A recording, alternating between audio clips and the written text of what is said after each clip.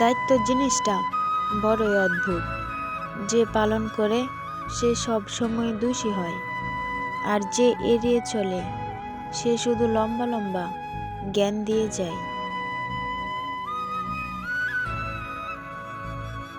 প্রয়োজন ছাড়া যে সর্বদা পাশে থাকে সে হচ্ছে আপনজন।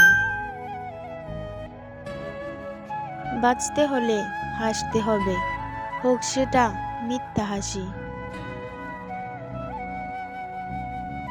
মানুষ প্রথমে কাঁদে, তারপর হাসে, তারপর নিজেকে শক্ত করে খুব ভয়ঙ্করভাবে নিজেকে পরিবর্তন করে নেয়। আমি মানুষটা চন্দ্রবিন্দুর মতো, থাকলেও সমস্যা নেই, না থাকলেও চলে। একটা ভুল করে দেখো, মানুষ ভুলে যাবে তুমি তার জন্য কি কি করেছো।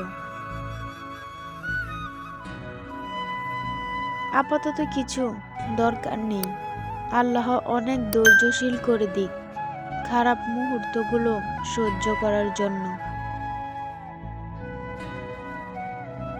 কাউকে মনের ক্ষতস্থানটা দেখাতে নেই, কারণ মানুষের কাছে মলম না থাকলেও চেটানোর জন্য লবণ থাকবেই।